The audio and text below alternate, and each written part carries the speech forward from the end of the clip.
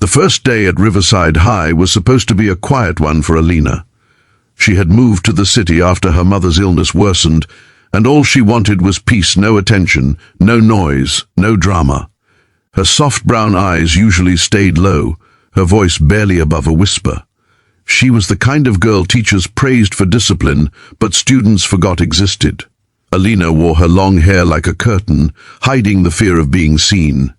She had learned that silence was her safest shield, but that shield was about to crack. It began like every ordinary morning. The classroom buzzed with laughter, sneakers squeaked on the tiled floor, and the same group of troublemakers ruled the back seats.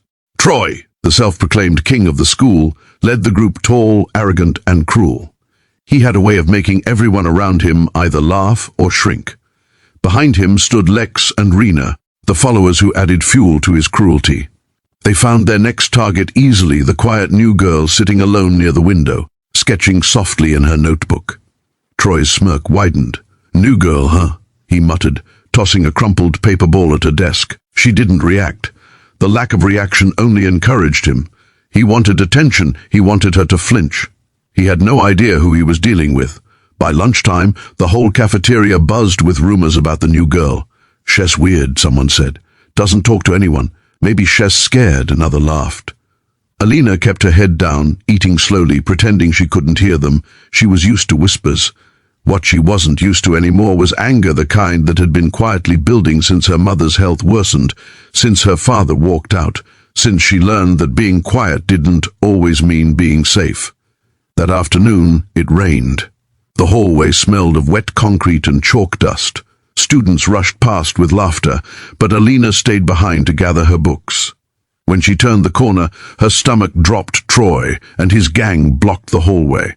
"Hey, mouse," Troy sneered. "You think you're too good to talk to people?"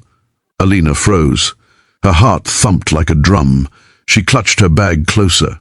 Lex snickered. "Look at her, she's shaking already." Rena rolled her eyes, chewing gum. "She's such a baby, probably cries over homework."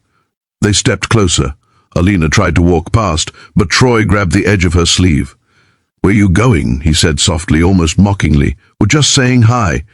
When she pulled away, the sound of fabric tearing echoed through the hall. It wasn't loud, but to her, it felt like thunder. Her sleeve ripped down one side, and a wave of humiliation burned through her chest. She gasped, stepping back, clutching the torn edge. The bullies laughed. That laugh, cruel, echoing, merciless, was something she would never forget. Troy took a step forward. "Oh, come on. We didn't even touch you that hard." Alina's breath came out shaky. Something inside her trembled, not with fear, but with a strange, controlled rage. For the first time, she looked up, really looked up, and met Troy's eyes. There was something in her stare that made him pause. A flash of something dangerous. She turned and walked away, her torn sleeve hanging loose, her books pressed tight to her chest. She didn't cry. She didn't scream. She walked straight to the old gym behind the school, where she used to go after class when no one was around. The place smelled like dust and old sweat. She stood in the center of the floor, staring at the faded punching bag her uncle had given her years ago. Memories flooded in her uncle's voice, teaching her to breathe through pain. Never strike first, but when you do, make it count. She had trained in silence for years, hidden from everyone, because her uncle believed strength should never be used for show. But today, that strength began to whisper in her blood again. Alina tied her hair up slowly. Her torn sleeve flapped lightly as she wrapped her fists with the old training bands. Every movement was deliberate, her shoulders straightened, her breathing deepened. The shy girl everyone ignored was gone for that moment. What stood in her place was someone they would soon wish they had never provoked. The next day, whispers spread again, but this time about Troy's group planning something fun after school. Alina overheard it quietly from her corner seat. The rumor said they wanted to teach her a lesson for ignoring them.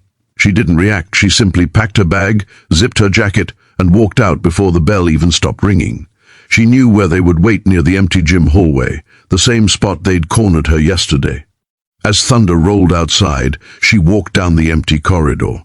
Her reflection in the glass windows looked calm, but her fists were ready. She wasn't going to let them tear her apart again, not her clothes, not her dignity, not her silence. When she reached the end of the hallway, 3 shadows appeared from behind the lockers. Troy grinned. "You actually showed up," he said. But Alina didn't flinch. This time she looked him straight in the eye and said quietly, "You should have stopped yesterday." The bullies laughed, but it would be the last time they laughed that day.